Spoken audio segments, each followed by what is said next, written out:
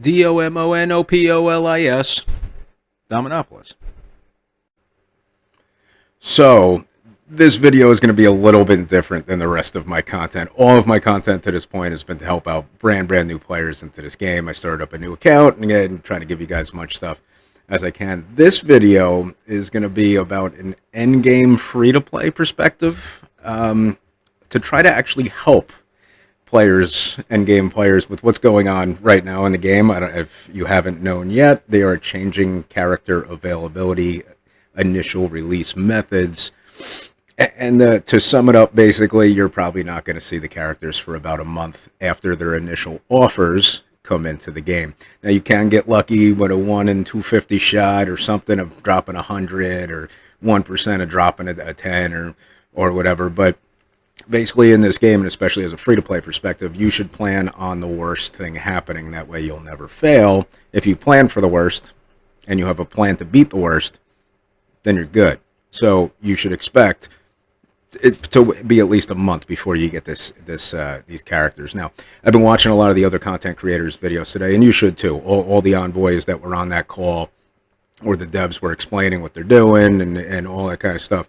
Go watch Mobile's video. Go watch Dorky. I'm sorry if I'm forgetting. You know, a lot of you guys are all putting out videos. Please go watch them. There's a lot of good inside information and information that you're going to get from that. I just want to add a little bit about the free-to-play perspective here. So one thing I actually was listening to is like, do we spend cores on energy anymore? As free-to-play, we never did. I don't know if all free-to-play wasn't, but don't. The crumbs that you get from spending energy, if you do some basic math, it's not going to be 200 cores every single day to do your regular energy, because you're going to have a little bit of free energy or whatever, those things. But let's just put that to a week for 1,400 a week, for 5,600 for a month, 6,000 for a month, 30 days. That's about 7, 8, 9 character shards a month. That you could pop orbs for. Now, me, personally, I just put out a video last week about 30,000 cores for Endgame Thanos. That's what you'd see up on my account. I'm light on cores at the moment. I spent about 35,000, I think, total. I popped a couple more after the video. But that's what a lot of free-to-play have always spent their cores on. I've been doing that since the old style of legendaries. That's how I got them all unlocked first turn. You save up your cores. So no more energy refreshes. I don't think anybody in this game should be doing energy refreshes unless there's an event going on. And when there's not, for a milestone, hoard it up if you want to spend some cores on it. But I recommend that nobody ever does an energy refresh in the game, especially now moving forward, unless there's a level cap increase. But especially now moving forward, where your cores are going to be more. They're giving us more in Arena, but you're going to need more on the character shards. Now, in the past, like I said, I just did a video about 30,000 cores for Endgame Thanos. I used my cores as free-to-play for the meta character, for lopsided teams, because I'm not going to have everything all the way maxed out. So if you look, let's bring the account up. Where are we at? So if you look at my roster, see, Endgame Thanos, I got that for free using 30,000 cores. So I used them on like the meta top most powerful characters in the team. Now it seems like I may have to spread that out across the team, especially for characters that are going to unlock legendaries, to make sure I get them. Or now moving forward with the new Orca's Tech raid team coming out, I mean, if I can't have these characters for 2 months, I'm useless to my alliance. Now, dropping down in what raid you do, you might have to change alliances.